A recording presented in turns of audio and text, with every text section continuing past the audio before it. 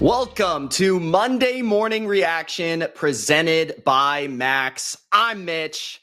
We're live, and it's time to provide the truth when it comes to the NFL in week one. Everybody's going to have overreactions, but I'm going to have the truth. 5 teams that we should really be panicking about, concerned that these teams are ill and won't make it through the rest of the season. And 5 NFL teams that I believe might be ready to shock the world for the rest of the 2024 NFL season. So let's begin, guys, with the 5 NFL teams that are on panic watch. The 5 teams that rather are going to be concerned shortly or should already be seriously concerned about this season. So let's start it off with the team that I just read Derek Brown might be out for the rest of the season. We don't know that for a fact, but it's very concerning that the best player on the worst team in football in week one might be out for the rest of the year. The Carolina Panthers lost to a team in the New Orleans Saints who we thought might be decent. They might be average, mid. They might be good, maybe, right? Like last year, they were expected to do better things than they did. They finished 9-8. It was a little disappointing, honestly. They come into this season, all offseason, everyone's like, they're going to regress. They're going to suck. They're going to win 6 games. That team just destroyed the Carolina Panthers. Destroyed. It wasn't even competitive. And why I'm concerned about the Panthers beyond just losing to the Saints in an embarrassing fashion, because one game doesn't make everything, right? It's not make or break. You could lose week one. You can bounce back easily. We've seen that before. The Super Bowl champs last year lost week one, Kansas City Chiefs. They won the Super Bowl, so it doesn't really matter. But you look deeper at the stats. You look deeper at the situation.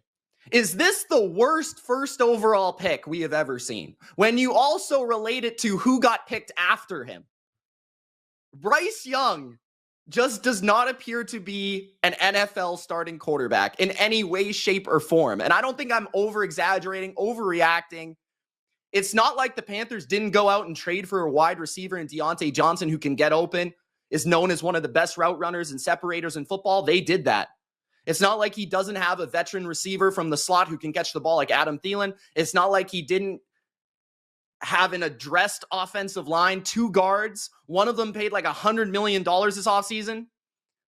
Robert Hunt, Damian Lewis, they upgraded areas of this offense. They brought in an offensive-minded coach. They brought in a guy that was known as the QB whisperer for Baker Mayfield, Geno Smith. And he still looks this bad. The Panthers were 1 for 10 on 3rd down in week 1. 1 for 10. They were 1 for 3 on 4th down. That's not good. I don't know if you can understand stats, but that's not good. He took 4 sacks, 3.9 yards per pass, which is like really terrible. And he ended up 13 for 30 for 161 yards. He was intercepted on the first play, literally the first play, and started the second half with another interception. The game was 31-3 at half. Panic about the Panthers. It's definitely time. The New York Giants are next up for a team that we should panic about.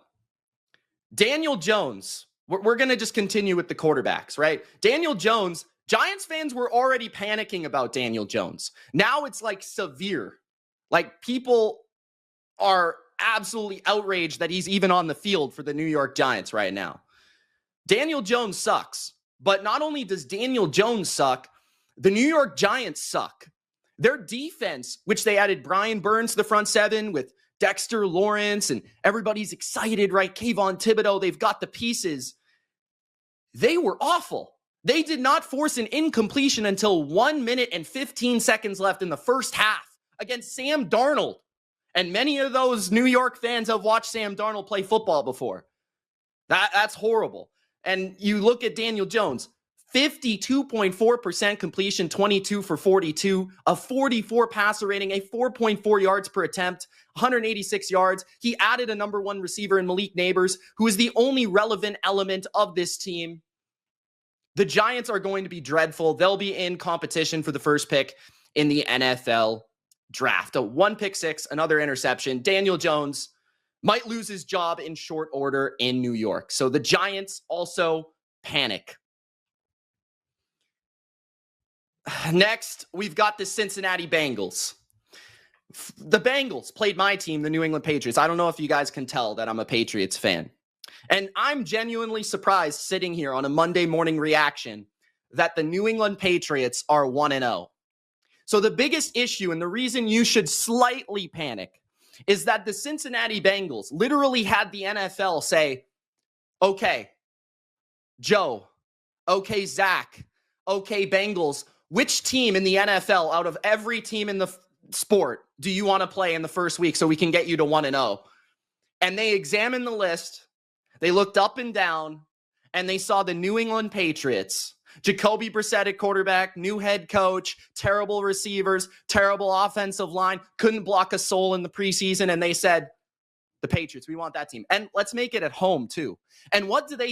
They lose to the New England Patriots, and they bust everybody's eliminator, everybody's survivor. They bust everything, right?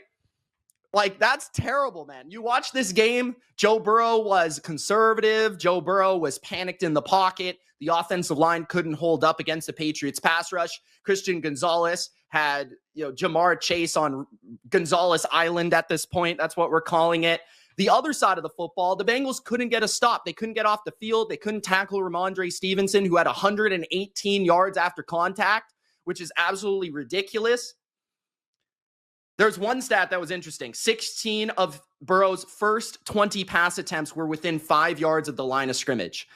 The Bengals now, to a certain degree, I do not count them out. They're the Bengals. They always start the season rough. They always start the season slow. And also, they did kind of hurt themselves with fumbles on special teams and near the red zone, right? Even near the goal line to a certain degree. So I'm not counting the Bengals out. I still think they'll be a great team. But man, there were flaws that they need to address shortly because they play the Chiefs next week. Okay. Doglick says the Bengals are going all the way. The Bengals start slow every year, so there's no worries, kinda. Yeah, exactly. Kinda is the key word. Now, out of all these teams on my list, I would say the Bengals are the least to worry because they do have a proven coach. They do have the proven weaponry. They do have Joe Burrow, who's a great leader. We'll see how they play in Kansas City. It would be very much like the Bengals to lose to the Patriots at home and then beat the Chiefs on the road. So we'll see what happens in week number 2. The other team to be concerned about is another team in Ohio because their quarterback is so bad. I actually had just put up a little Twitter poll or an X poll, I guess. And I asked, is Bryce Young or Deshaun Watson? Who would you rather have? Who's better? Deshaun Watson had less votes. We just talked about how bad Bryce Young is. He might be the worst first overall pick ever. And I don't know if people factored in like age, factored in contract, all that. That obviously matters. Like per like $1 million for the money, Deshaun Watson is by far the worst starting quarterback I think I've ever seen in my entire life as a football fan. He was so bad. Now, Dallas's demise was greatly exaggerated, at least in week 1. I thought their offense for Dallas, they did a good job play calling and things like that. But at the end of the day, they only had 265 yards. The defense did its job, but it looked like a blowout the entire game, despite Dallas not really doing all that much for a team that scored the most points in the NFL last year. Like, Dak only had 179 yards for Dak. Like, that was probably the lowest total of his season last year. I don't know off the top of my head, but that's just a guess. CeeDee Lamb only had 61 yards in the game. Like, Denzel Ward played fantastic in that game. Myles Garrett was getting pressure when, he was allowed to. They lost by 16 points. It was dreadful because of the offense. 24 for 45, 169 yards from Deshaun Watson. 24 for 45. He's the least accurate quarterback in football. The ball placement is atrocious. Atrocious. 169 yards, 1 touchdown, 2 picks. He was sacked 6 times. The offensive line was bad, but Deshaun Watson is a big problem that kind of compounds the problem of having bad tackles because he holds on the ball way too long. And Kevin Stefanski is a good play caller. Everybody would say that. But his offense is based on timing and rhythm and precision. And Deshaun Watson has none of that. It's going to completely ruin this team. 51 passer rating against a good defense in Dallas, but they're not the 85 Bears or the 2000 Ravens, guys. Deshaun Watson was 2 of 11 on passes that traveled 10-plus air yards. And they finished the first half with 54 yards, guys. That's dreadful. Brent says, as much as I hate Watson, the O-line sold. Bro, part of it's the O-line, but did you watch Matthew Stafford on Sunday Night Football? Matthew Stafford didn't have his tackles. They couldn't block anybody. And he still went out there and he was dicing. He was getting the ball out crisp, right? On time. He was getting the ball to where he needed to go, like extending plays properly. Like Stafford is the example of how Deshaun could be better. Zach Taylor is not proven as a true coach. He's had a great talent carrying him.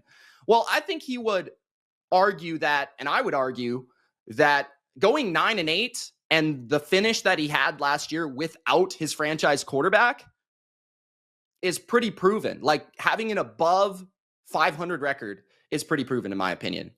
And the final team that I think we should panic about is the Jacksonville Jags.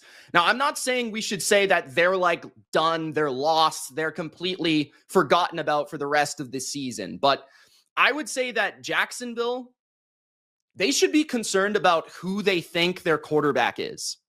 And I said this in the offseason, and I was absolutely berated by like just hate in terms of like, Trevor Lawrence, if you don't pay him, who are you going to pay? Who's your quarterback going to be? Guys, they think this guy is generational. They think this guy is like a top 10 quarterback in the league. They're paying him like one of the best in the league. And Trevor Lawrence put up generational numbers in week 1. 12 for 21, a 57% completion, 162 yards, and 1 touchdown. Now, his rating wasn't bad, 97, but like took 3 sacks. O-line is bad. They scored 17 points, and then they never scored again. They went up 17-0. He couldn't finish the game. Miami did not score a point on Jacksonville's defense until 1:09 left in the first half. 1 minute and 9 seconds left in the first half. After the 17-0 mark, Jacksonville had 1 drive that went for over 16 yards. And that's the drive that Travis Etienne fumbled on. Like Trevor Lawrence, if he's going to live up to his contract, live up to his reputation, live up to his draft status, be the guy that can carry Jacksonville, he's simply not in that category right now. He's got to be better. He can't be putting up 165 yards against a defense, 162. I gave him too much credit. Against a defense that nobody thinks is elite. He is now 1-19 when his defenses don't record a turnover. Guys, before we get to the teams who are prepared to shock the world, the 1-0 teams that could shock the world in 2024, it's time for a new segment, Players Who Owned the Field, presented by Max. The HBO original limited series, The Penguin, which I'm excited about, premieres September 19th on Max. So these are 3 players who balled out in week 1 and owned the field. I tried to pick players at different positions. I didn't try to just pick 3 quarterbacks. There are a lot of honorable mentions, and I'll try to mix them in throughout. But the first is my guy, Josh Allen. Josh Allen, I come on Bleacher Report, and everybody hates, Mitch, too many turnovers. Guys, he had 5 incompletions. He had 4 touchdowns. 18 for 23, 232 yards, 2 touchdowns passing, 39 yards rushing, 2 touchdowns rushing. Josh Allen is simply the guy that has to carry his team more than any other player in the sport of football, especially in 2024. The special teams, they sold. They allowed a special teams long kick return touchdown. The defense, they couldn't stop a nosebleed in the first half. Well, Josh Allen said, I'll do it myself. And he just went out there and ran and threw and took over the game and won the game for Buffalo at home in their opener. Now, shout out to Gregory Rousseau, his teammate, who also had 3 sacks, which I believe led week 1 for sacks. He will be a key element to their defense, especially moving forward. The second player that I think absolutely owned the field, Joe Mixon. Joe Mixon, a vet of the game. People coming in the season, the Bengals moved on from him. People were like, is he really going to be the same, have the same level of explosion, be able to carry the same load for this offense as he did in Cincinnati? Joe Mixon had 30 carries for 159 yards and a touchdown, including 3 receptions against a defense that's actually good against the run. Like the Colts, Grover, Stewart, DeForest Buckner, like they're considered a good run defense. That's probably considered their strength. They got absolutely shredded by this new look rushing offense of the Texans. And the Texans offense just looked exactly what we expected. Superb. Like CJ Stroud was phenomenal in the game. I could have easily put him in this category. Nico Collins made some key, huge catches. Stephon Diggs had 2 touchdowns. But what really stood out was the added element of the Texans offense, their rushing department, which is led by the vet, Joe Mixon. So shout out to him. And my third and final player who balled out in week 1, my guy, my New England Patriot, Defensive Player of the Year. Give him the award right now, Keion White, with 2.5 sacks, and really just the Patriots defense in general, but 2.5 sacks from Keion White was the highlight. 3 quarterback hits, 2 tackles for loss, 4 total tackles, right? Christian Gonzalez did his thing, locking down Jamar Chase. Ramondre Stevenson did his thing, running the rock. But at the end of the day, pressure on Burrow was the key, and Keion White could not be blocked by his former teammate Trent Brown or anybody else. So, man, what a game for Keion White. What a game for the Patriots defense. Look out for that defense. They're going to keep them in every single game. That was the players who own the field presented by Max. Let me know yours in the comments. I'll try to respond. Let's get to the 1-0 squads who are ready to shock the world in 2024. First, let's begin with a team that absolutely decimated and annihilated their competition. That is, as much as I regret to inform you, because I've been ripping this guy for like the last year, Derek Carr and the New Orleans Saints. Okay, the Saints might be ready to shock the world. Like I said, they were not expected to do anything this year. Like they were actually expected to regress, get worse, like be a team that was 3rd in their division. Like a lot of people clearly had the Falcons, clearly had the Bucs ahead of them. But the Saints came out in week 1 at home and they absolutely dominated. They shut down on defense. They had multiple interceptions. Alontae Taylor, shout out to him, had 3 sacks in the game from the nickel corner position, which is really impressive, right? The question is it them or is it the Panthers? I think it's a bit of both, right? Because they did switch their offense to a Shanahan-inspired offense. It's just funny how everybody that comes from Kyle Shanahan is just a wizard, right? Like this is another one, right? So Derek Carr, 19 for 23, 200 yards, 3 touchdowns, 142.5 passer rating, and a phenomenal chirp at JC Horn. So you got to give him credit for that. Kamara, 5.5 yards per carry as well, had a very productive game on the ground. I did not expect that. 22 first downs for the Saints, which must have been the most in the NFL. I didn't check across the board, but that was a lot of first downs. And 47-10. That was, in fact, the most points the Saints have ever scored in a home opener. More than Drew Brees ever accomplished. Derek Carr, baby, and the Saints. So they're 1-0. They could shock the world. With that defense that they have, if this offense is playing at like a borderline top 10 level, they're for sure an NFC playoff team. There's no question. Tyreek Hill should be mentioned too. Bro went off for the Jags. Appreciate that. I would say that Tyreek Hill, I'm expecting that every single week, right? He did have 1 touchdown for 80 yards. So, yeah, there we go. So, I feel like he's kind of expected to do that every week, but yeah. Alontae Taylor from the Saints also had 3 sacks. Just shout him out. I'd put him in honorable mention. Saquon owned the field too.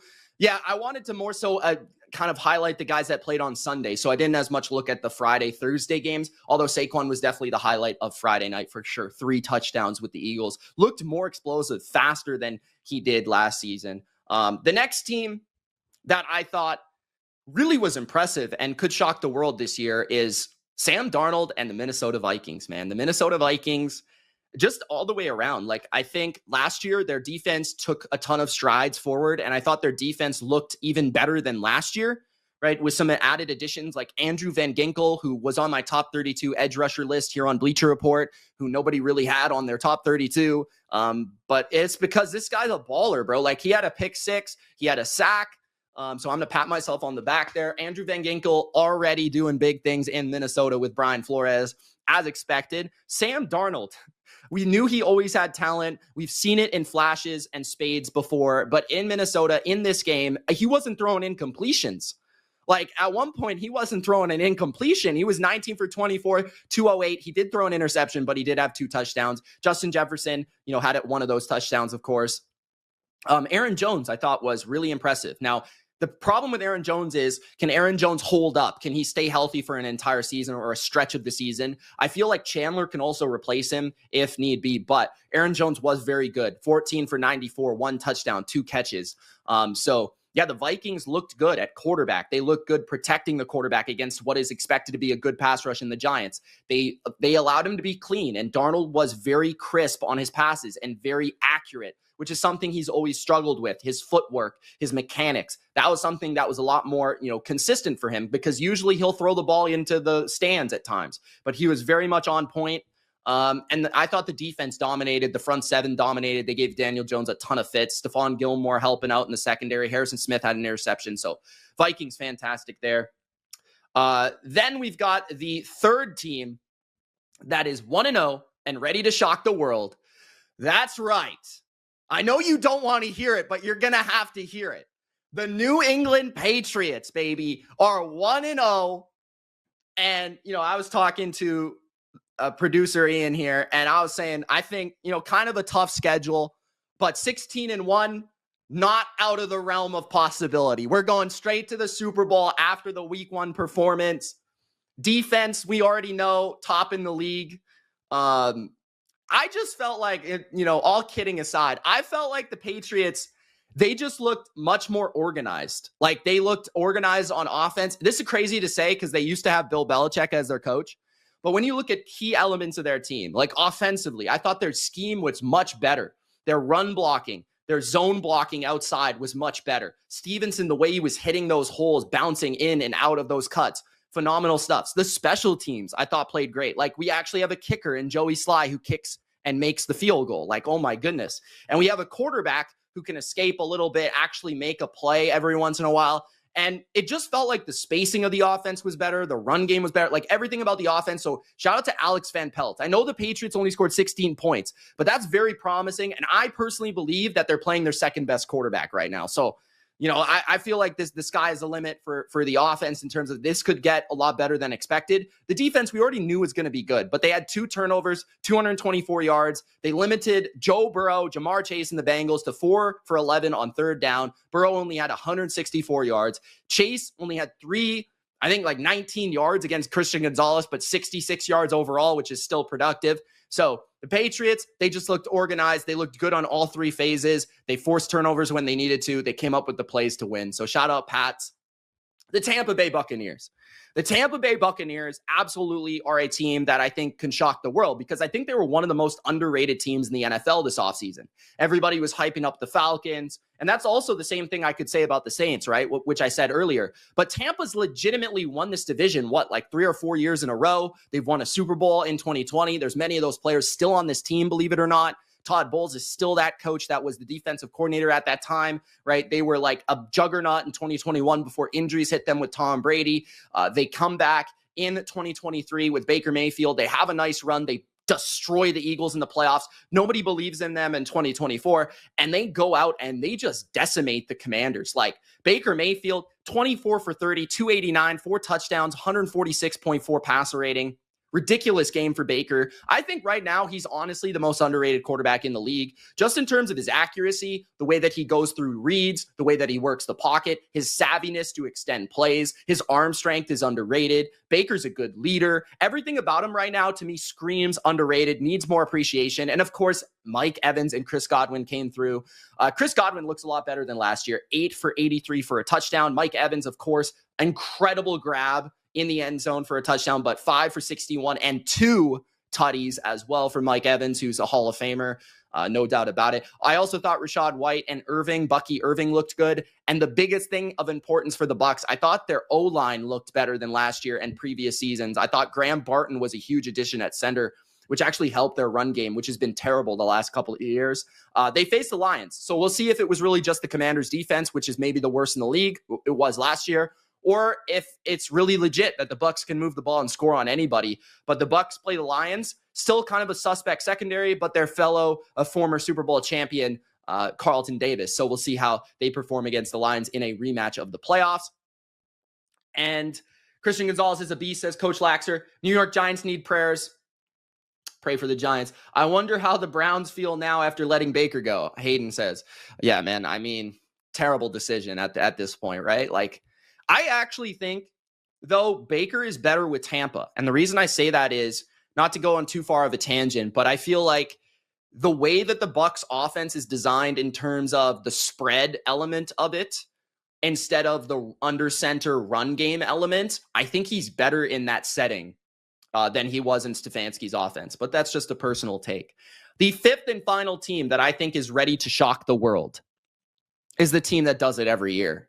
They won 10 games with a reindeer and Kenny Pickett at quarterback. The Pittsburgh Steelers upset the Atlanta Falcons in the most Pittsburgh Steeler game you've ever watched. 18-10. Yes, that was the final score. 18-10. That's the Pittsburgh Steelers for you. They've won this game approximately 500 times over the last 20 years. 2 for 9 on third down was the Falcons offense that features, a top 5 O-line we heard. Features, a new absolutely amazing Rams-esque scheme. Drake London's so good. Bijan is even better. And Kyle Pitts, they were 2 for 9 on third down. They forced 3 turnovers, the Steelers. And I've been saying all offseason, I think the Steelers could be the best defense in the league. I think they put the NFL on notice that this defense is going to be an absolute pain. I mean, TJ Watt is just phenomenal. Like, is there anything TJ Watt cannot do? He had 2 sacks, a forced fumble, and a fumble recovery that were actually taken away by penalty. So if you look at his stats, he still had a sack, I believe, and he still had multiple quarterback hits, but he had 2 sacks, a forced fumble, a fumble recovery on plays that were penalties. So TJ Watt's insane. And I really think this team is quarterback proof, which is the biggest thing and the biggest reason I think this team can shock the world. Because it doesn't matter if it's Russell Wilson. It doesn't matter if it's Justin Fields. It doesn't matter if it's Mason Rudolph. It doesn't matter who it is. Kenny Pickett. They can win games, man. So Fields was okay. 17 for 23, 156, 57 yards rushing. Didn't have to do much. Just don't turn it over. Najee got the ball 20 times on the ground. Pickens got 6 catches. Freiermuth got 4. That's who needed the ball. Arthur Smith did a good job of addressing, who needs the ball in this game? Those players got the ball. That's most important. And their defense is going to dominate each and every week. The Steelers, the way the Ravens offensive line looked, the way the Bengals offensive line looked, the way the Browns offensive line looked, if this Steelers pass rush plays those offensive lines in their current form, forget about it. They might not score 10 points. So, the Steelers could be legit this year if they just get productive quarterback play. Tampa looks really good this season, says Johnny. Yeah, the only question is how bad is Washington? That's the question. I thought they were terrible coming into the year. Thoughts on the Rams? Thrasher says, I actually was surprised by how good their defense played, genuinely shocked. They do not have a lot of talent on defense, and I thought Stafford was unreal. I could have easily put him in the segment earlier, the 3 players, but I just didn't because he didn't win. But, I mean, Kupp looked good. The O-line needs to get healthy, and, and Puka needs to get healthy because they definitely missed Puka at the end of the game there. If they get some health and just consistency with their lineup, I think they'll be a playoff team. It's just their defense needs to play at that level every week. They got bullied at the end of the game. It is what it is. It's the Lions, but the way they played against the top 5 offense was extremely impressive. Sean McVay deserves a lot of props for his game plan as well. So, yeah, man, that was a crazy week 1. I can't wait for week 2. I think the week 2 slate's actually better than the week 1 slate. So, highly anticipating it. Can't wait to see what I overreacted to and what I underreacted to from week number 1. Recap of the teams. So the 5 teams that you should panic about: the Panthers, obviously. The New York Giants and Daniel Jones. Put in Drew Lock. At least he's more exciting. The Cincinnati Bengals, although probably not too much because they always lose week 1. The Cleveland Browns, because Deshaun Watson is like seriously maybe the worst quarterback in the league. I'm not kidding. And the Jags, because they probably shouldn't have paid Trevor Lawrence that much money, but they should still be a decent team. They just probably won't live up to expectation. And the 5 teams that I think could shock the NFL based on what I saw in week 1: the New Orleans Saints, 47-10. The Minnesota Vikings, great defense. Sam Darnold looked good. The New England Patriots, with their studly defense and an organized offense, took it to the Bengals in Cincinnati. The Bucs, and an offense that could be one of the best in football this year if they play like that every week and they get that protection and that run game going. And the Pittsburgh Steelers, who might have the best defense in the league, and doesn't matter who their quarterback is, they can win any game with Mike Tomlin as their coach. So guys, that was it. Your Monday morning reaction for week number 1, presented by Max. Thanks for watching. It's Mitch. We'll see you next week. Peace.